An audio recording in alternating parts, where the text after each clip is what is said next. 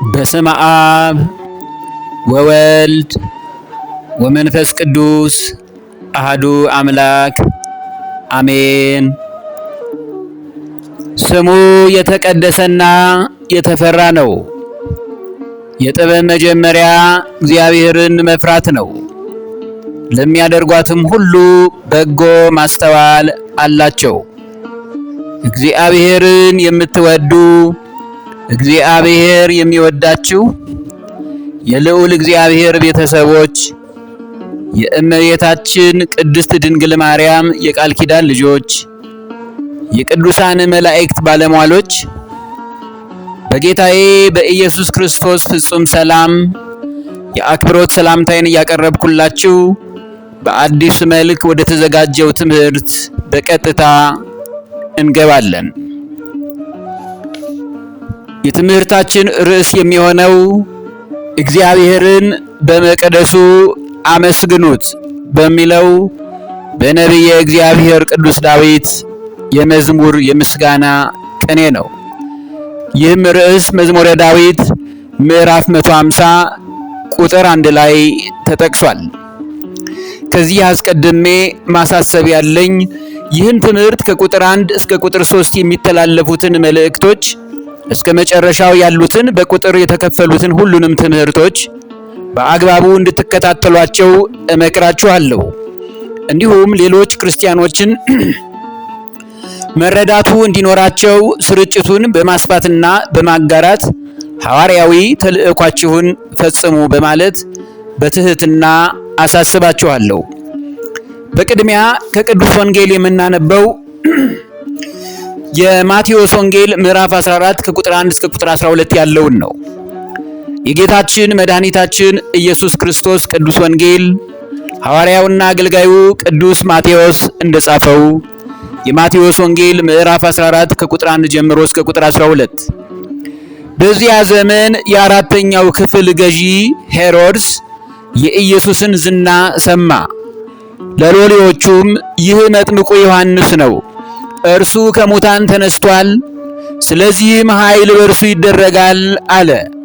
ሄሮድስ በወንድሙ በፊልጶስ ሚስት በሄሮድያዳ ምክንያት ዮሐንስን አስይዞ አሳስሮት በወህኒ አኑሮት ነበርና ዮሐንስ እርሷ ላንተ ትሆን ዘንድ አልተፈቀደም ይለው ነበርና ሊገድለውም ወዶ ሳለ ሕዝቡ እንደ ነቢይ ስላዩት ፈራቸው።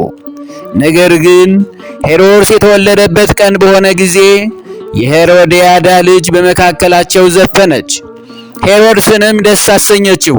ስለዚህም የምትለምነውን ሁሉ እንዲሰጣት በመሐላ ተስፋ አደረገላት።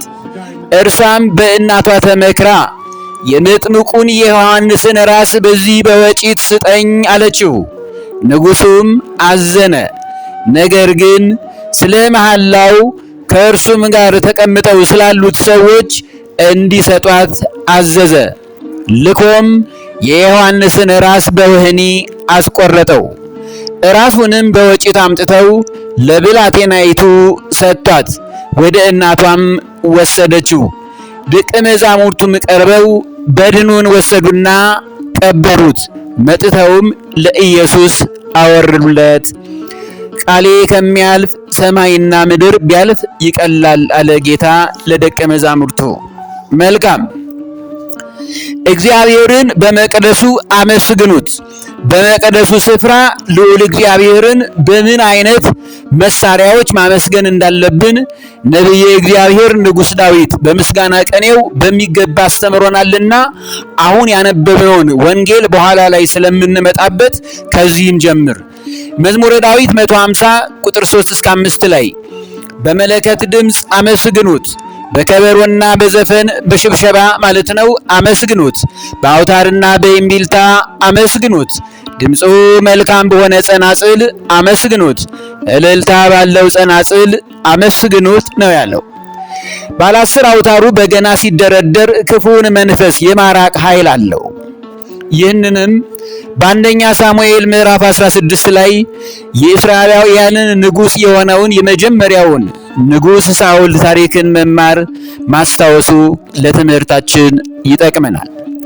ይህ ሰው በቅናት መንፈስ በነቢየ እግዚአብሔር ቅዱስ ዳዊት ላይ ዕለት በተለያዩ ጊዜ የሚያደርጋቸው ተንኮሎች ክፉ መንፈስ እንዲጠናወተው በመሆኑ በራስ ሕመምና ራስን በመሳትና በመረበሽ መንፈስ ተያዘ።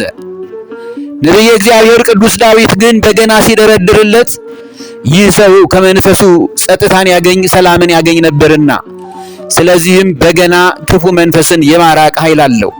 ለነቢየ እግዚአብሔር ቅዱስ ዳዊት ወደ ነገስታቱ የመግባቱ አንዱ ጥበብና ምስጢሩም በገናው ናት። ይሄ ነው። በዚህ በ21ኛው መቶ ክፍለ ዘመን ከዚህ ለየት ባለ ሁኔታ የሚፈጸመው የተለያዩ ሰዎች አእምሯቸው በርኩስ መንፈስ በይያዝባቸው ከዚህ መንፈስ ጭንቀት ይድኑ ዘንድ የውጭ ሀገርና የሀገር ውስጥ ዘፋኞችን እንዲያደምጡ ነው መማክርት የሚመክሩት። በእርግጥም የዓለም ዘፈን አልነበረም ትውልዱን ከክፉ መንፈስ ሊታደጋቸው የቻለው። ከርኩሳን መናፍስት ደዌ ሙሉ ለሙሉ ለመፈወስ በዝማሬ ልዑል እግዚአብሔርን በፍቅርና በእምነት ሲያመሰግኑት ነው። በዚህች ከንቱ ዓለም በዓለም ላይ ያሉ አቀንቃኞች ለምሳሌ ብንጠቅሳቸው እነዚህን እየጠቀሱ ስሟቸው ይላሉ። ጄኒፈር ሎፔዝ፣ ሲሊን ዲዮን፣ ቱፓክ፣ ማይክል ጃክሰን፣ ቢዮንሴ፣ ሻኪራ፣ ማዶና፣ ማሪያ ኬሪ፣ ማሪያ ማኬባ፣ ስቲቪ ወንደር፣ ቦብ ማርሊ ወዘተ። የእነዚህ ሰዎች ዘፈን ሰላምን የሚሰጠን ትውልድ ሁሉ ሊያረጋጋ ቀርቶ እያወከው ይገኛል። ሰላም ግን ይሰጠናል ብለው እነርሱ ያምናሉ። አሁን ከላይ ከዘረዘርናቸው ዘፋኞች ውስጥ ቢዮንሴ የአምልኮት ንግሥት ሆና በእርሷ ስም የምትመለክበት ስፍራ በተለያየ ሁኔታ እንደተሰራላት ዓለም ያወቀው እውነት ነው። እናም ከዚህ ሴት ነው ሰላምና አእምሮን የሚያረጋጋ መንፈስ የሚገኘው። ሬጌ ራጋ ይህን ትውልድ ያረጋጋዋል? አይ ማረጋጋት! ጭራሹኑ ትውልዱን ሁሉ ባህላዊ እሴቶቻቸውን እያስጣለ በሚደንሱት የጭፈራ ትርኢት ምክንያት አውለቅልቆ አናጋቸው እንጂ ሲያረጋጋቸው አልተመለከትንም። ሬጌ ራጋ የሰው ልጆችን ሰላማዊ ሕይወታቸውን አናጋ። ሬጌ ራጋ የሰው ልጆችን ማህበራዊ አኗኗራቸውን አናጋ ብዬ በመሰክር አላጋነንኩም። ትውልድ ይህን ነው ማወቅ ያለበት። መልካም፣ ወደ ሀገራችን ኢትዮጵያ ስንመለስ የኢትዮጵያ ሕዝብ የዘፈን ረሃብ ያለብን ይመስል በተለያዩ ቴሌቪዥን ጣቢያዎች የምንመለከተው የዘፈን አስረሽ ምችው ሁሉም የሰው ልጆች የሚያውቁት እውነት ነው። ትውልዱን በማጥፋት መሰረቱን የጣለው ከመገናኛ ብዙሃን አንዱና ቀዳሚው ስፍራ የሚይዘው በአንድ ወቅት ሲሰራበት የነበረው አይሬ ፕሮግራም ሬዲዮን ጣቢያ ነው። ይህ ሬዲዮን ጣቢያ አሁን ያለ አይመስለኝም። በዚህ ምትክ ደግሞ የ8 ሰዓቱ አይሬ ፕሮግራም የሬዲዮን ጣቢያ ጫት የአንድ ሳንቲም ሁለት ገጽታ የነበሩበት ዘመን መቼም አይረሳንም። አይሬ ሲመጣ ጫት ይታሰባል። አይሬና ጫት ትውልዱን ፍጭት አድርገው የገደሉበት ዘመን ነው። ሌላው ከሬዲዮን ጣቢያ ወደ ቴሌቪዥን የተቀየረው ይሄ በሚያሳዝን ሁኔታ ትሬስ ቲቪ የኢትዮጵያዊነትን እሴት የሚያደበዝዝ የምዕራቡን እብደት የሚያጋባ የቴሌቪዥን ጣቢያ ነው ብዬ አምናለሁ። ከዚህ መንፈስ ትውልዱ ጥንቃቄ አድርጋችሁ ልትጠበቁ ይገባል። የሚመለከታቸው በእውነት ጉዳዩ የሚመለከታቸው የመንግስት አካላት ይህን ጉዳይ በማጤን ሁኔታውን በትኩረት በመስጠት ለመጪው ትውልድና ለአዲሱ ትውልድ ወደ ጥፋት የሚወስድ ስለሆነ ቢያጤኑበት መልካም ነው ብዬ እመክራለሁ። ኢትዮጵያውያን ዘፋኞች በዚህ ባለቀ ዘመን ምዕራባውያንን ለመምሰል የቀደማቸው የለም። በተለይ ሴቶች እህቶቻችን ምዕራባውያንን ለመምሰል ሲሉ የኛ ባልሆነው የጥፋት ጎጂ ባህል እርቃናቸውን እነርሱ አብደው ትውልዱን እያሳበዱት ነው። እንደውም ይሄ ትሬስ ቲቪ ዊ አር ኢትዮጵያን ሙዚክ ይላል። በእውነት ትሬስ ቲቪ የኢትዮጵያን ባህል ነው፣ የኢትዮጵያ ሙዚቃ ነው ተብሎ የሚነገር ነው። እብደትን የሚያጋባ መሆኑን ግን ትውልዱ ሊያውቅ ይገባል። በአንድ ወቅት ስቲቪ ወንደር የተባለ ዘፋኝ የፖፕ አቀንቃይ ንጉስ ብለው የሚጠሩትን ማይክል ጃክሰንን በገጠመው ድንገተኛ ሞት ምክንያት በተሰበሰቡት ሐዘንተኞች ለፊታቸው ላይ ቆሞ ምን አለ? የተናገረውን ከንቱ ምኞቱን ላስታውሳቸው። በአሁን ሰዓት የማይክል ጃክሰን ነፍስ በገነት የዘላለም እረፍት በማግኘቷ ሐሴት እያደረገች ነው በማለት ለቢቢሲ ጋዜጠኞች የመለሰውን ከንቱ ማጽናኛ እንደተናገረ እናስታውሳለን። እንዲህ ይጽናኑ እንጂ በእርግጥ መጽሐፍ ቅዱስም የእግዚአብሔርም ቃል ቀድሞም መጥምቀ መለኮት ቅዱስ ዮሐንስ በዘፈን ምክንያት ነው አንገቱ የተቀላው። ዘፋኝነትን መጽሐፍ ቅዱስ አጥብቆ ይጠላል፣ ያወግዛል። የእግዚአብሔርን መንግሥት ከማይወርሱ አንዱ ዘፋኞች ናቸው ይላል።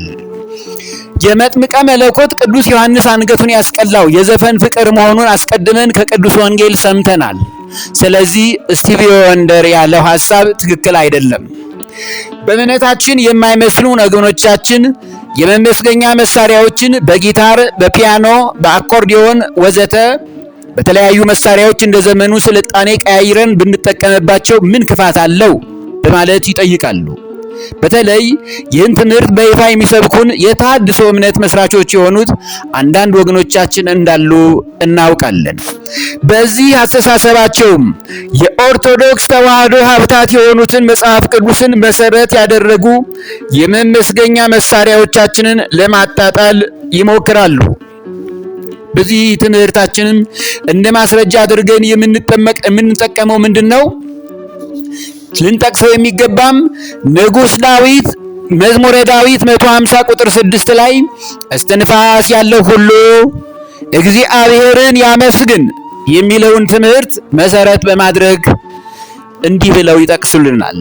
መዝሙረ ዳዊት 150 ቁጥር 6 ላይ እስትንፋስ ያለው ሁሉ እግዚአብሔርን ያመስግን የሚለውን በመጥቀስ ነው።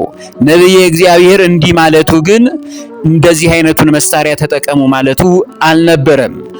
እስትንፋስ ያለው እኛን የሰው ልጆችን፣ እንስሳቱን፣ አራዊቱን፣ አዕዋፍን ሁሉ በቋንቋቸው እግዚአብሔርን ያመስግኑ ማለቱ እንጂ በጊታር በፒያኖና በአኮርዲዮን ምስጋናን አቀርቡ ማለቱ አልነበረም። እንደ እውነቱ ከሆነ ጊታር፣ ፒያኖ፣ አኮርዲዮን በእውነት እስትንፋስ አላቸውን? ክርስቲያኖች የሆናችሁ ሁሉ እናስተውል። እስትንፋስ የላቸውም። ይልቁንም በመጽሐፍ ቅዱስ የተፈቀዱት እናት ቅድስት ቤተ ክርስቲያናችን የምትገለገልባቸው የምስጋና መሳሪያዎች ለምሳሌ በገና፣ መሰንቆ፣ ዋሽንት፣ ከበሮ፣ ክራር ወዘተ እስትንፋስ አላቸውን? የላቸውም። የእግዚአብሔር ቤተሰቦች ሆይ በማስተዋል ከመረመርነው የመመስገኛ መሳሪያዎቻችን የዘመን መለዋወጥና ስልጣኔ የሚቀይራቸው አይደለም። እግዚአብሔር አምላካችን ዓለም ሳይፈጠር በፊት የነበረና ያለና የሚኖር ዘላለማዊ አምላክ እንደሆነ እነዚህንም ዘፈን ዓለም ቢጨፍርባቸው በዚህ መሳሪያ እንጠቀም ቢሉም ዘመንና ጊዜ የሚቀይራቸው የሚሽራቸው አይደሉምና በስህተት መንገድ የሄዳችሁ ወገኖቼ ካላችሁ ፈጥናችሁ ተመለሱ። አኮርዲዮን፣ ጊታር እንዲሁም ፒያኖ እስትንፋስ ያለው ሁሉ እግዚአብሔርን ያመስግን ስላለ ተሐድሶነትን በዚህ ከከበሮ፣ ከበገና፣ ከመሰንቆ በመታደስ የዘመኑን ስልጣኔ መሰረት አድርገን ልንቀይራቸው ይገባል የሚል ግብግብ በአንድ ወቅት ተፈጥሮ ነበረ። ይሆን ዘንድ ግድ ቢሆንም ሕዝበ ክርስቲያኑ፣ ምዕመናኑ፣ አገልጋዮች፣ ተገልጋዮች ሁሉም ክርስቲያኖች ሊጠነቀቁ ይገባል። እግዚአብሔር በነቢየ እግዚአብሔር ቅዱስ ዳዊት ላይ አድሮ የተናገረው እውነት ሕይወት ነው። ከዚህ ውጪ ሲሆን ግን አደጋ አለው። የተጻፈውን አስበን እኛ የሰው ልጆች እንስሳቱም፣ አራዊቱም፣ አዋፉም ሁሉ እግዚአብሔርን ያመስግኑ፣ እስትንፋስ ያለ ሁሉ እግዚአብሔርን ያመስግን ስላለ ምስጋናችንን እያቀረብን በዝማሬ ያሬዳዊ ዜማን መሰረት አድርገን የተፈቀዱትን የእግዚአብሔር ቃል የፈቀዳቸውን የጻፋቸውን በገናን፣ መሰንቆን፣ ክራርን እንዲሁ በአግባቡ እስከ መጨረሻው ድረስ ይዘን ልንጠቀምባቸው ይገባል። ለዕለቱ ቁጥር 1 ትምህርታችን እዚሁ ላይ ይቆየን። እንደ እግዚአብሔር ቅዱስ ፈቃድ ቁጥር 2 ትምህርታችን በሚቀጥለው ጊዜ ይቀጥላል። ማንም ሰው ይህ ትምህርት እንዳያመልጠው እስከ መጨረሻው ድረስ ተከታተሉት። ይቆየን።